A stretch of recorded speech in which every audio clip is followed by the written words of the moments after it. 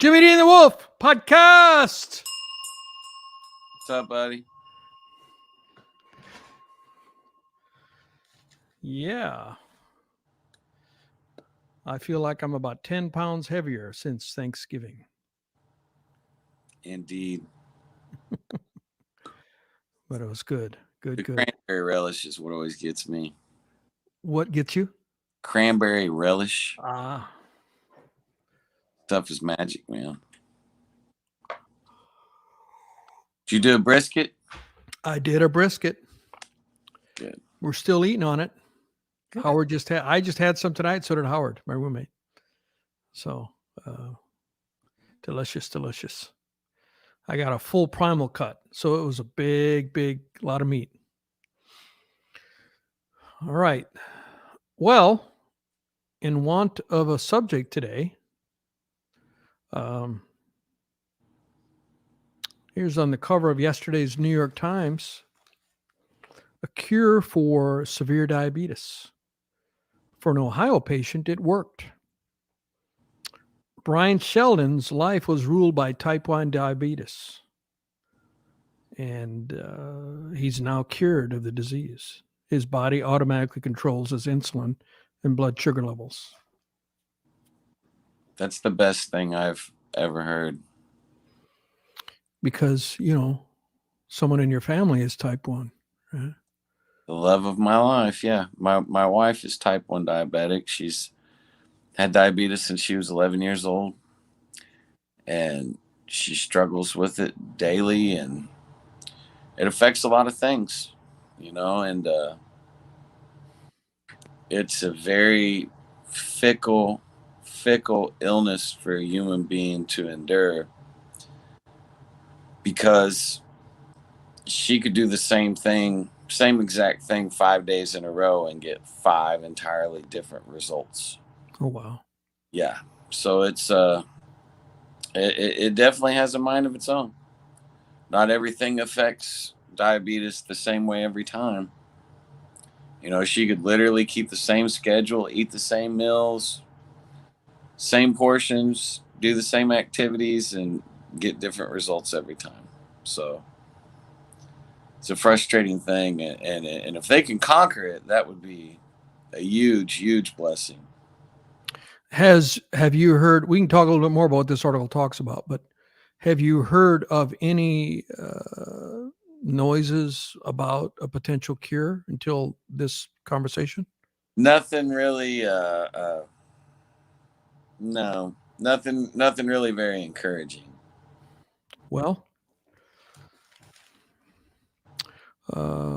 Brian Shelton lives in Elyria, Ohio, and he had a real problem. When his blood sugar plummeted, he would lose consciousness without warning. He crashed his motorcycle into a wall. That's not even funny. I don't know why I chuckled. He passed out in a customer's yard while delivering mail. After that, his supervisor made him retire after he had been a quarter century in the Postal Service. He was only 57. His ex-wife took him into her home because she was afraid to leave him alone. And then she spotted a call for type 1 diabetes to participate in a clinical trial by Vertex Pharmaceuticals. They were testing a treatment developed over a decade by a scientist who vowed to find a cure after his baby son and his teenage daughter got the disease. He was the first patient they had, Mr. Shelton was. On June 29th, he got an infusion of cells grown from stem cells, but just like the insulin-producing pancreas cells his body lacked. And now his body automatically controls his insulin and blood sugar. He may be the first person to be cured of the disease. That's amazing.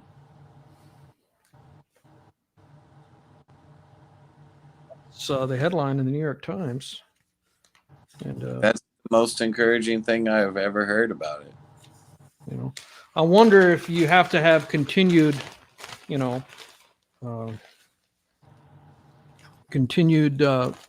injections. What if those stem cells wear away or something? 1.5 million Americans suffer from type 1 diabetes. I actually thought it would have been more than that. It seemed like it would be because so many people have type 2. Hmm. So many, and that's sort of like, self-imposed more times than not. Poor diet. And type 2, I've heard of people getting out of the symptoms of type 2 with diet and exercise. 100%. But type 1 is a whole different ballgame. Right. My ex-partner had type 1, and he had to get shots every day. And he got to the point where he only eat once a day. Yep. Because the insulin was expensive, and so he was trying to control his costs. And he would have a big meal in the evening and then take a humongous shot in his abdomen. He had his pancreas shut down when he had body trauma. He was about 45, 50, and he had lung cancer. They removed one of his lungs, and the trauma to his body caused his pancreas to shut down, which is the weirdest thing. Wow. And so he was stuck. But I doubt that there are very many people that get type 1 diabetes that late in life. Usually it's childhood, like your wife, like Katie. Mm-hmm. Yep. She's dealt with it since she was 11. And I read articles that say they think it starts from an infection that shuts down their pancreas. And then I didn't know this until earlier this year. There's actually super rare type 3 diabetes. Woo! Never heard of that. People that don't even have a pancreas.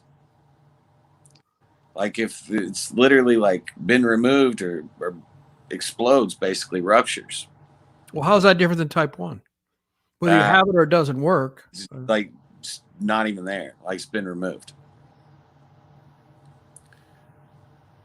Well, does the pancreas in type 1 people do anything? I mean, does it work, but at a real low level?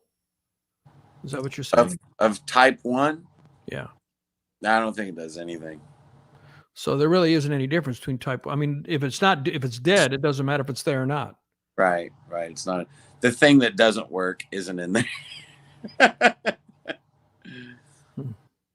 It's horrible though, man. And especially now because it's like harder than ever to try to eat clean, and especially late. Like she would go to shows with me at night, and you leave a show and it's 12:30 in the morning. And if you're going to eat anything, it's going to be fried junk food. Yeah. Or Taco Bell or something that's just horrible for diabetics. And I worried about it with my daughter, but they did all the tests and she doesn't have any of there's no signs of her being diabetic eventually. Now on my dad's side of the family, everybody ends up getting type 2 later in life, but they also all eat chocolate every single day. So it's kind of self-imposed. That's not funny. I shouldn't laugh. In a way, it kind of. But it's reversible. I believe type 2 is reversible. A number of people, sure. I mean, Men's Health is a magazine I subscribe. Sometimes I let my subscription lapse, but there's always a page in there before and after of somebody that really got their life in check, lost 100 pounds and show their picture when they're fat and obese. And then, now they got 8-pack abs and whatever, they're not going to make the magazine if they don't have a drastic change between before. I mean, you send in a before, you're kind of chubby, but it's not a bad enough before. We need a worse before. You're not a candidate. Yeah. We need you to fall completely apart before we But a number of those guys, it's Men's Health, so it's all guys. A number of those guys will have said I was type 2 diabetic and I'd no longer suffer from that. So it apparently, I don't know if it is for everyone, but it apparently is reversible for a good percentage of type 2s to reverse it by better lifestyle choices. Yeah. And it's hard. I mean, the stress of life and the distractions, and it's really hard to make a change. I mean, so I don't, yeah, changing habits is, really hard. I'm taking this course, Modern Musician. Shout out to Michael Walker. It's going to be a life-changing thing, and I shared with a little bit with you today. And the first week was about mindset and that sort of stuff, his morning routine and those sort of things. And he gave us a habit tracker spreadsheet, Google Doc spreadsheet, where every day, you set up your routine, like your morning run and your meditation, your prayer, if that's your choice, your affirmations, all the different things that people who practice these sort of things do. Yeah. And you keep track of it on this spreadsheet. Every day you enter in, did I do that? Did I not do that? And then the evening, if you have a routine. And at the end of the month, you have an accountability buddy that you both agree to be accountable to each other. And they have the password to it, or you send them a screenshot or something. And they take a look at it and they, see that, okay, you missed on this day, you missed that day. And then they've all agreed that when they miss, they have to donate money to a charity. And so it's motivation. It's going to cost me money if I don't do this. So, that's to help. Tony Robbins always says the negative pain is much stronger motivation than positive reinforcement. The negative reinforcement is what gets you to do stuff. So if you see, if you could, if there's a way to do a time machine and see what you're going to look like in 10 years if you stay on this path, that would be, and it's bad if it's bad. Sure. Not if you're 10 years forward, if you see yourself and you got 8-pack abs and you look amazing, that's not negative reinforcement. That's positive reinforcement. Negative reinforcement is by far the strongest. So. Yeah. And it's funny because people don't pay attention to bad habits because you don't, they don't really do their damage until it's 90% of the way there. Yeah. The time, if you smoke cigarettes, you don't think you're going to get lung cancer until the deal's done. It's too late. And, positive habits are the same way. People want to change their habits and start doing positive things and go to the gym for a week and all of a sudden be in shape. And that doesn't show up until it's 90% of the way there. Those trips to the gym don't really, really, really show up until you're 80, Well, it's like what we talked about last week, or was it the week before? Yeah. Did we miss last week? I think we did. Yeah. Where we talked about guitars and all of the new guitars being purchased and how many of them, how many signed on for Fender's free lessons. It was over 1 million, but 250,000 were still on, months later.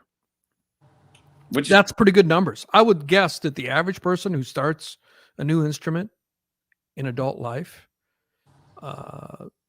it's hard. And it takes a while before you sound like anything, where you sound decent. And it takes a lot of lonely hours on the stool, using your phrase. And your fingers hurt.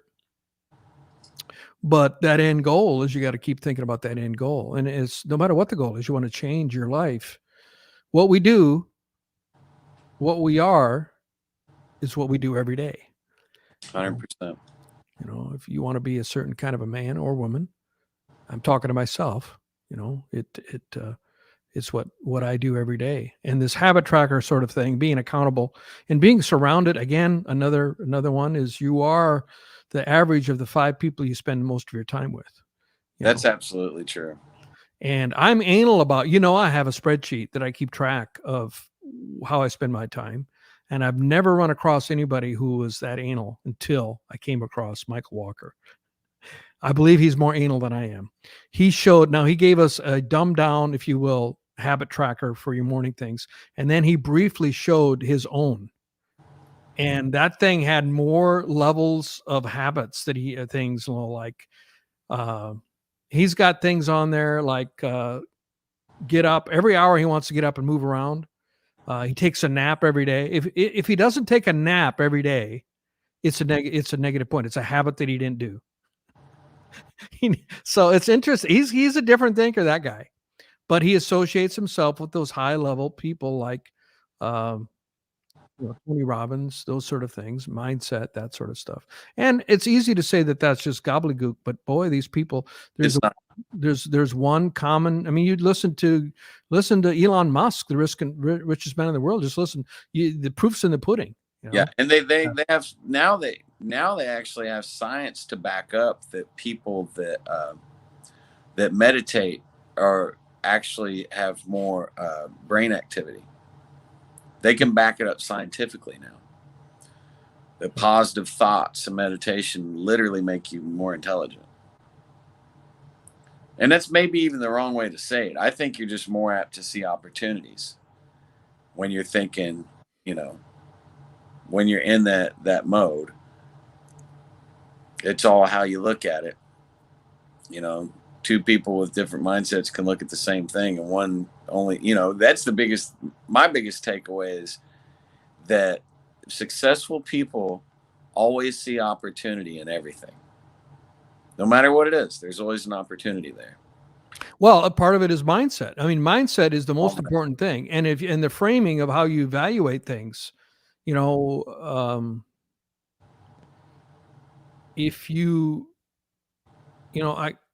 here's admitting one thing. I always thought it would have been, although now I don't think the value is as high as it was, but I remember thinking, man, I would have liked to have gone to an Ivy League school like Harvard or Yale for college. I mean, it would have, but I didn't know anyone who'd ever done that.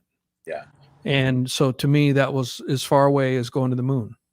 No one that I knew in my circle, no family, friend, or relative had ever gone to an Ivy League school. In fact, few of them had even gone to college. It was rare. So, I'm not complaining.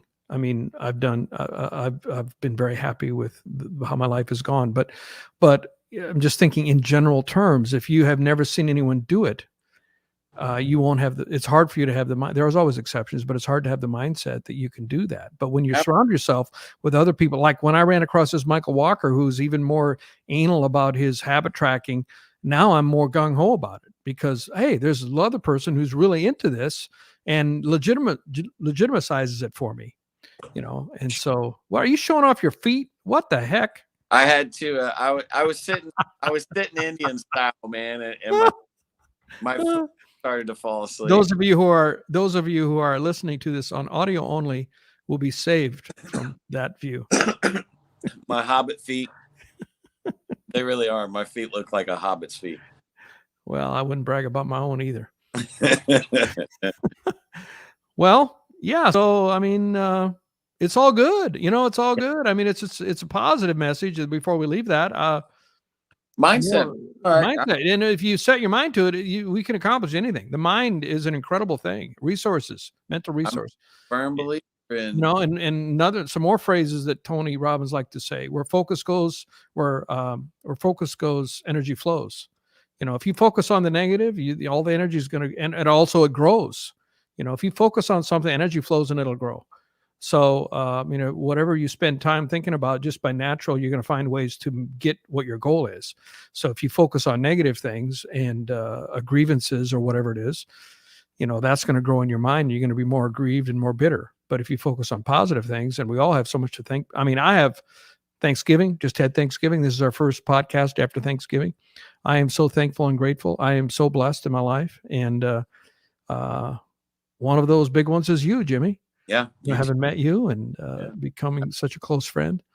And it's mindset, it's framing it, and the way we think of things. And we're all able to do a lot of things that we may underestimate. And another Tony Robbins quote: people tend to overestimate what they can do in a year, but underestimate what they can do in 10 years.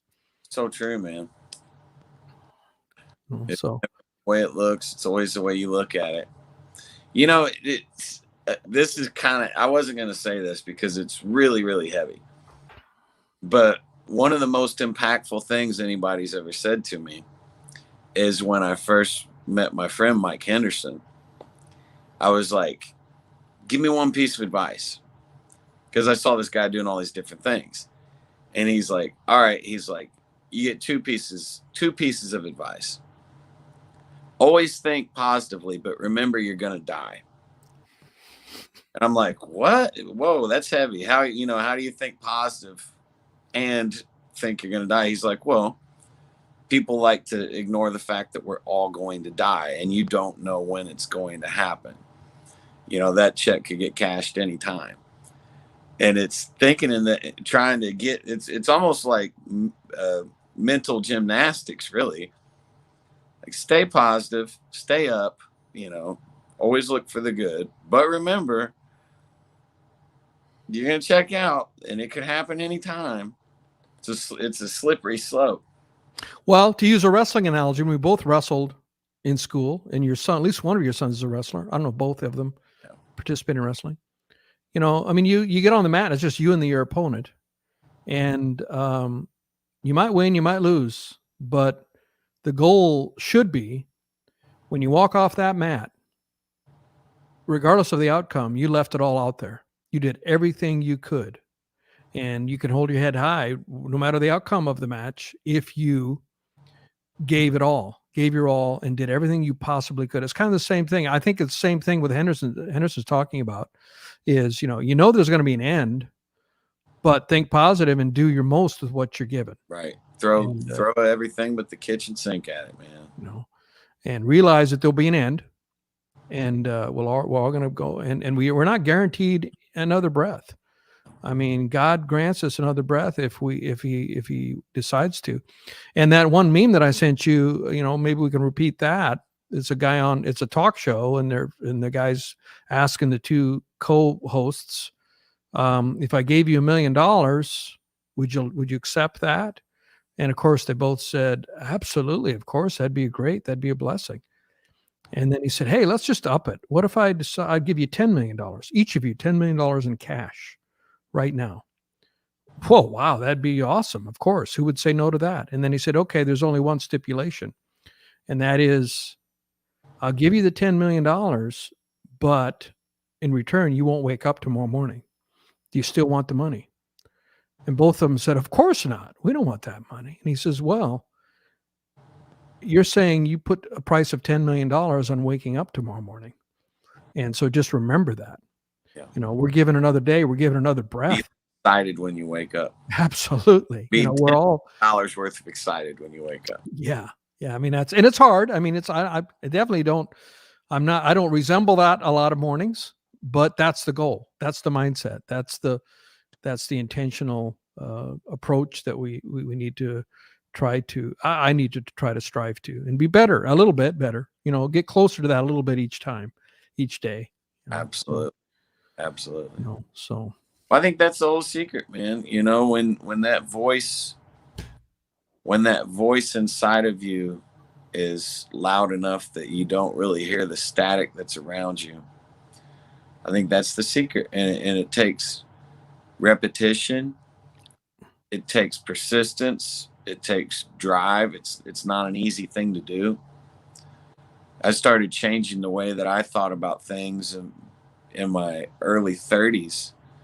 And I've been doing it for, 12 or 13 years. And it seems like every other day I'm learning new things about myself that I go,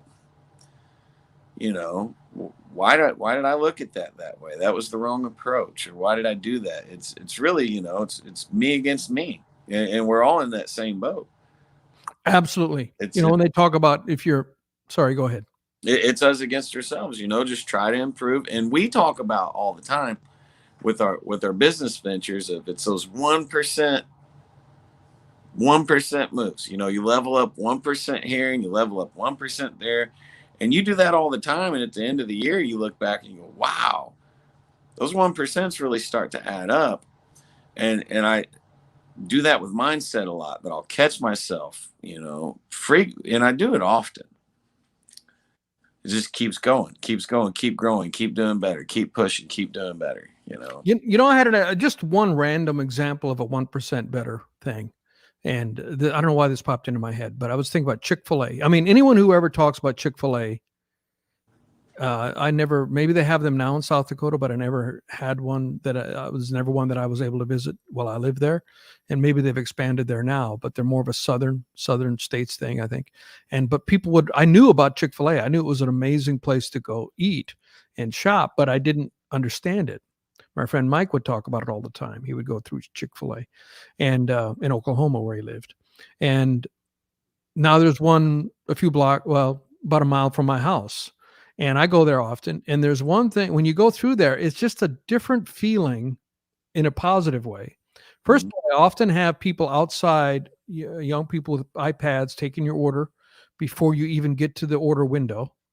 And you're not going to get through any faster because um, the line is still there, but it somehow feels, you got that personal interaction. But the point I want to get at was when you go around and you get your food, and instead of reaching through a window to hand it to you, they have a door that opens and they walk up to your car and hand it through the window. And that seems like something so insignificant. But to me, I've been thinking about that. That's a 1% thing. You're not reaching, they're literally coming up to your car. It's a small change. Any fast food place could do that. You could install doors, a sliding door, glass door with windows in any of those places, and they could walk out and deliver your food. But none of them do it. But Chick-fil-A does it. And to me, it's a 1% thing, but it levels up your experience. It makes you, don't you? Yeah, What can you explain that? Maybe you can get your brain around why that feels so much better. What it's human interaction, man. Your comfort level goes up because there's a little bit more human interaction. It's like the little things that make us feel more connected. Yeah. And I remember you talking about this, and what started that conversation was I went to a local bank and was talking about this local bank that when I walked in there, they had a mini fridge and a coffee maker. Yeah. And I was like, instantly, bam, this is my favorite bank because it's like the only one around that has a coffee maker. And I mean, that's a total 1% thing. Yeah. Yeah.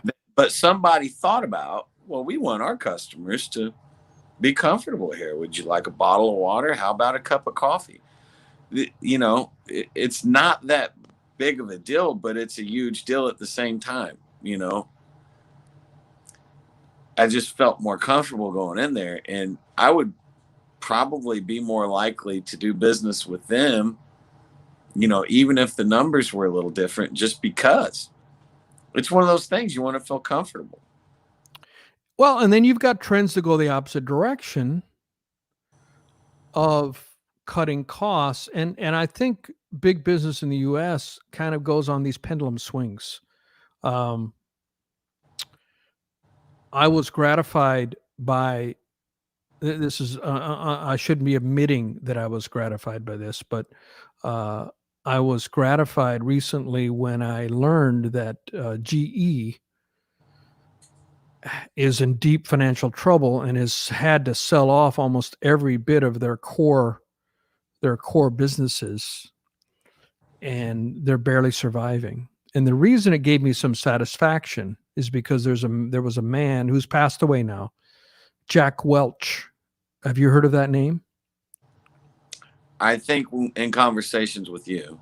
Okay, Jack Welch was the CEO of GE, and around 20 years ago, maybe 15 years ago, Jack Welch was the darling of management techniques, and he was considered the best corporate manager, basically of any corporation, because he turned GE around and made it a lot more profitable. And what they called him, basically, slash and burn Jack. I think something like that. He had a nickname because what he would do is he would come in and he would cut everything, cut costs, and get those costs down so the profits would go up. And slash and burn is what he would do. And that was his technique. And he got profits up. And that was what everybody thought was the thing. And also treating employees. Back when I started with DuPont, they used to call it Uncle Doopy because you were expected to stay with DuPont for your entire career. And they treated you like that. I mean, if you got a drug addiction issue, they would pay for you to go to rehab. You were part of the team. You were a family. You weren't a team. You were in the family. And that, I don't think DuPont is that way today. They had never had a layoff. They'd never laid anyone off. I know they've had layoffs now because they had to keep up with the times. Business has changed and everything's a big pendulum. in the big scheme of things, using time cycles of 20 years probably. Now we're cycles going back the other way, and corporations can't get employees, and they're going to have to, the slash and burn thing isn't working anymore because everybody's short of employees. And so the pendulum always swings.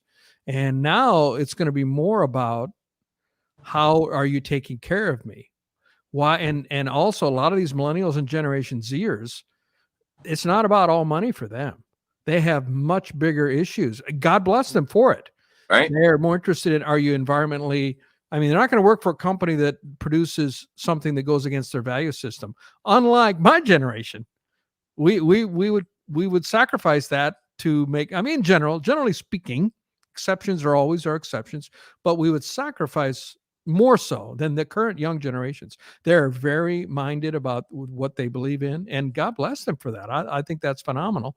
And you have to cater that if you want to have them working for you. So it's going to change company behavior for employees because think times are different. There's a labor shortage right now. You're gonna have to pay more wages. You're gonna have to give them, treat them, give them the perks of paternal leave. When the family has a baby and the father wants to take time off, a lot of times he might lose his job if he does that. All that kind of things, and even maternal leave. We're the worst country in the developed world for maternal leave. Most countries have written into the laws of the country that you have to, if you are working, you have to give a month's leave for the mother to be home with the baby when a newborn baby comes. Get it? What's that? Sorry. I believe Sweden, both parents get it for Yeah, I know there is such a thing as paternal, and I think Sweden is probably one, and other the Scandinavian countries, and well, we also have the issue of declining birth rate. We've dipped below. We've had a plummeting in birth rates, which would be opposite what you would predict for a trend during the pandemic. A lot of the things that involved activities when you're home would you would think that possibly there would be more kids being made and born because there's nothing else to do, right? But in fact, birth rates have plummeted in the last 2 years in the U.S., and we're substantially below maintenance level of our population. And there are those who are saying there are too many people in the world, but when you have a shrinking population, you're probably going to have a shrinking economy because it's GDP per capita is what drives it. And it's really hard to have a growing economy when you've got a shrinking population. Just a fact of economics. So not that we want to have babies just for economic reasons, but if you don't have, you're going to have an aging population as well, like South Korea has. They have a real long life expectancy and the lowest birth rate in the world at 0.92 per adult female. And they got problems. Anyway, get on any way I can get demographics into the story. That's kind of your thing, man. Kind of my thing, yeah. Demographics. I love it. Well, another subject, I mean, in summary, this type 1 diabetes cure, they're cautioning it. They're saying that diabetes experts were astonished but urged caution. The study is continuing, will take 5 years, involving 17 people with severe cases of type 1. So it's going to be a while before this is readily available. But they're saying that, for this one man, it changed his life, Mr. Shelton. Gives me some hope. Yeah. Another subject, front page of the New York Times, a little more of a positive one. And I sent you a text to this point that I think U.S. manufacturing firms are going to be on the upsurge. Remember I said that to you? Mm-hmm. And this is on the front page of the New York Times. There used to be, a generation ago in the Carolinas, North Carolina, Hickory, North Carolina, was the center of the American furniture making, or the capital of American furniture making in that area, because they had the wood there. A lot of furniture has wood components, and but those factories have been gutted, because if you go to buy a sofa these days, it's not made in the US anymore. It's imported, right? But this article says shipping snarl revives U.S. furniture hub. And it talks about how these guys, orders are pouring in. Most of them, to survive, they pared down their staff and they got into, bespoke, custom furniture and much smaller operations with small staff. And now orders are coming in and they're trying to ramp up as fast as they can, but they can't get the employees. There's employee shortage. They're hiring everybody, and the only employees they can get is stealing from another furniture manufacturer. So it's a zero sum game in a way, and they're crying for more employees. So demand for furniture is still soaring. It's been going up for a year. A lot of people have, when they're sitting at home in their house and they realize they don't like their couch because they've been looking at it for 2 months and they want a new couch. There's been a huge surge in home furnishings purchases because, I guess, attributed to being COVID. Everybody's at home and you get tired of looking at the same piece of furniture. And comfort becomes a huge deal when you're home all the time. Good point. Yeah. Comfort as well. Good one. Yeah. So people are ordering furniture, and it's become a boom. So, and I think there will be, demand for, here, I'll read this paragraph. More than a year later, demand for furniture is still soaring, and Hancock and Moore, which is the one company that they profiled, is presented with an unforeseen opportunity. The pandemic and its ensuing supply chain disruptions have dealt a setback to the factories in China and Southeast Asia. And those factories were in the U.S. were decimated in the 80s and 90s. I mean, so this is a 20-year-old story. I mean, U.S. furniture manufacturing has been dead for 20 years, and now it's showing new signs of life. And it's not the only industry that has a chance for coming back. Now, it doesn't mean they have to be in the U.S. I mean, if you're a business and you're thinking about where can I make it cheaper, you might put it in Mexico. You still don't have to get on a boat to get air from Mexico. You can send a truck, right? So it doesn't mean it's necessarily going to be American-made manufacturing, unless there are regulations to eliminate that. But in the Americas, in North America, probably more manufacturers probably going to come back. That's great to hear. It is. It needs to happen. Absolutely. Man, I've been an advocate for manufacturing in our country for a long time, because, I mean, what if we ever do get into war, God forbid, with China or Russia?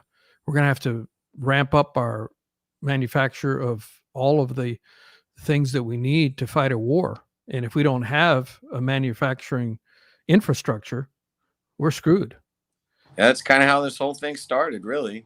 I mean, we were just another country until the whole World War II thing, and we're still riding that wave. We definitely are. Yeah, we had the infrastructure, the manufacturing infrastructure that dwarfed any other country, and we ended up being the supplier to all of the allies because of our manufacturing. Now, I mean, there are other,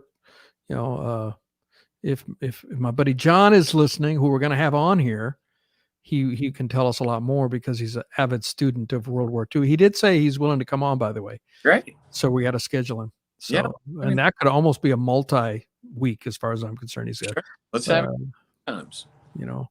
I love to talk to him. He sounds like an interesting cat. Yeah, he knows a lot about World War II, and has interviewed these pilots that, fighter pilots and bomber pilots, and then a lot of those, now there's less and less of them to interview. And so he's done Vietnam era, Korean War era, and has done some PBS specials. I know I'm not that well versed. I need to be well versed before we have him on, so I can talk intelligently about it. But it's going to be a fascinating visit. And I hope if any of you are watching, I don't know if it'll be in the next few weeks, I think, depending on schedules. So really looking forward to that. Me too. Looking forward to having him on. If I ever have a World War II question, I always email John. I love World War II history. It shaped the world as we know it. And I think it sure did. Fast stuff. Yeah. Well, any last words, Jimmy? Or Looking forward to seeing you, man. yeah, see you tonight. I haven't seen you in forever. Yeah. See you in a little bit. All right, everybody. We'll see you next time. Yep. Thanks for watching.